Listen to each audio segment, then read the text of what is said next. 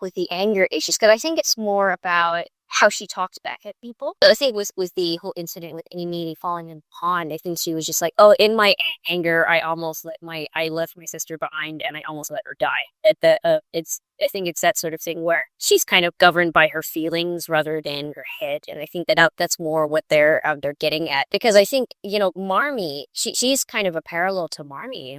It's because Marmee dealt with a lot of this stuff. When she was younger, she was always trying to hold back on her emotions and that's how Joe's father became a good foil to her. Joe's father was able to kind of calm her down, and then became harder again when they were poor because it's so hard for her to see her daughters be financially struggle and have to work. Characters don't take part in shaping these characters. Like these girls, these other people were necessary for them to grow.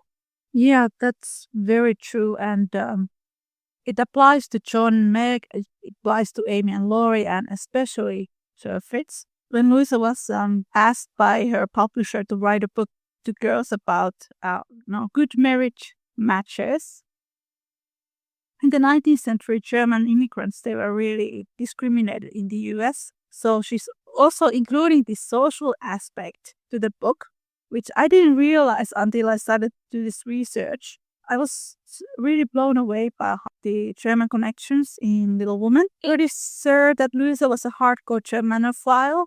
Yeah, and look, what I still think I love about the 1984 adaptation is like when she's like, oh well, my family was we're a family of transcendentalists, and that Friedrich's like, yeah, well, that's all the German philosophy, and this is what we were getting at. And I love that scene so much. And I was so angry because Greta Gerwig's version, it did include this intellectual thirst that Joe has. Also in the 1949 film, in a way, Joe, she wants to study German. And it's not as good as in the 1994 film, but you can see that she has this intellectual curiosity towards Professor. You can kind of see a bit with like he sort of opens for horizons a big enough music. Yeah, and they go to the opera and everything. And I like that in the film, Friedrich is actually singing, and he's singing a song from, it's a song from Goethe, I think. That's a direct link to Louisa and her love for Goethe and all these philosophers who she was in love with. I really like that.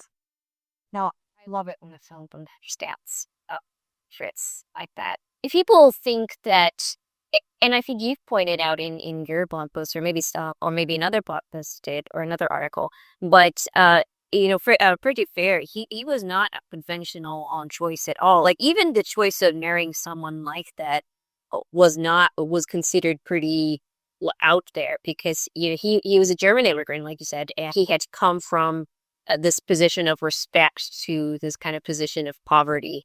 And for her to marry this guy who's not as well established in that country is probably discouraged against, and to make that choice, I mean that was not conventional. That's not someone just knuckling down to to society's demands. That's just a choice that wouldn't be expected of you at the time, and it's also very fitting of Joe because she's an unconventional woman, so she married an unconventional man. Yeah, one of the Little Women fans who I interviewed for my articles, she pointed out that this unconventionality of Frederick that Joe is really attracted to because Joe always feels very unconventional herself, and that is why she doesn't fit to the circles in Concord. Joe being this female writer in a times when there weren't that many female writers, she finds this charismatic, eccentric professor. He doesn't really fit in, but he doesn't struggle with it the same way as Joe is struggling. She respects hard work. Yeah. That's why she can't really respect Laurie at that point, or be with him because Laurie doesn't work. Laurie can't relate to how Joe works hard. He kind of resents Joe's writing in the book as well, and you can see bits of that in the 1994 film, like in the one sentence, but still, at least it's included.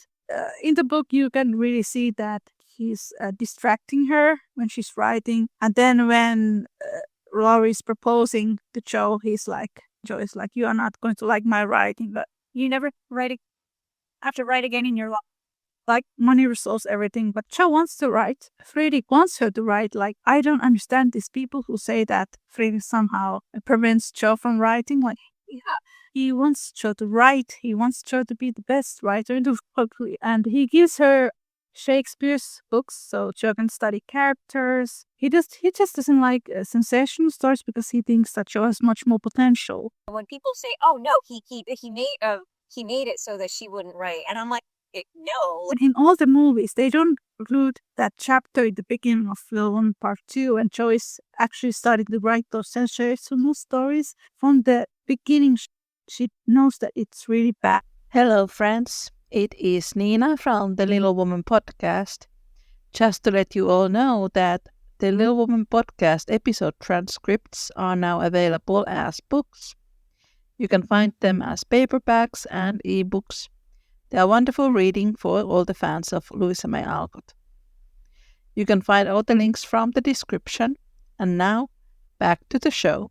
At writing, she does it for the money and she tries to justify it for herself. But she doesn't feel content by that. Yeah, no, yeah, I think, yeah, because people criticize Friedrich for being elitist and, criticize for writing genre fiction when, when she really needed to do it for the money. And I'm just like, well, the whole point, like, Louisa, like, even phrases it such that it's not good for Jo to write like that. It puts her in a bad state of mind when she is churning out sensationalist stories just for the money because it's not authentic to her. And Friedrich, he doesn't really directly, like, make her do anything. He left it up to her. Like, he never made anything. Alcott Schooler and Nacini wrote it very well, I think, when she said that when Louisa was younger, in her 20s, she wrote those potboiler stories, but Louisa didn't have anyone to guide her. And you can see that in Little Woman that she wants that there's someone who actually looks at her work, takes it more seriously, and gives her some advice on what to do. And she did it in secret. Later in life, Louisa didn't want to have anything to do with those stories. Now, I had read some of them, and I like some of them. Some of those stories are not that great. So she was practicing her writing. That's okay. But then she's also aware that she's not doing the best of work, and then she's really ashamed to show them to anyone. She didn't want to be limited. Yeah, it's really impressive when you read that Friedrich is giving Jo these advices how she can improve, and then Jo actually writes different genres. She tries poetry and children's books and all of that. Then she has a creative break. I'm an illustrator. That comes when I take creative breaks. You need that in order to improve yourself. Amy does that as well in the book. Like, she tries sculpting watercolors and oils. like wood burning. Yeah, she does it all. That's the way it goes when you're an artist. You try different things until you find your own thing. Louisa, she really understood the creative process. It's like nothing comes to you overnight. And I think a lot of trails of artistry now in our modern culture are just a bit like, oh, well, this just came to the artist's head. It's fully formed and it was great. And it's not true to the creative process at all. At times, these ideas, they have to develop over a long period of time. And she was not young when she read this book. Yeah, she was 33, I think. She had been writing quite some time then. She wrote from experience. Jo in part 2 of Little Woman is Louisa writing and wanting the feedback. And there's that scene in the book when she's starting to write those stories. She's asking advice from all her family members. She wants that feedback, but they think she takes all the advice and then the story becomes horrible because she listens to everything what they are saying and she just changes and changes so it fits to all of them. But with Friedrich, he basically tells Jo to listen to herself, study different characters and read Shakespeare and Goethe. He does a version of what Jo's dad does, right? Jo's dad is like, hey, just do something that's true to you. Don't let these people change up your novel or cut it up or anything. Why? Don't just do it for the money. And at first Joe's like, oh no, I need the money. And then, but then, like, the novel flops, I think. And then, Friedrich is the one to kind of expand on what Joe's father was saying and being like, we should be creating meaningful, authentic work, not just stuff that brings in money. I was reading Jeannie's book about Louisa. There was this diary marking of Louisa where she had written that Emerson had given her similar advice that she should write something that pleases herself and not things that please the crowds. So I think that's something that might have come from there. Then she had also advice from Henry David Thoreau and her publisher and the other people who care about her works. That's something that you can reflect on Little Woman and Chosen Freak's relationship, because I'm not a writer, but I would imagine that writers would like to have romantic relationship with people who actually encourage them to write. Yeah. I know you need someone to feed that work. And Fredrik is very cultured, like he knows a lot about literature. He is very earnest with her. And it has and holds her to high standards.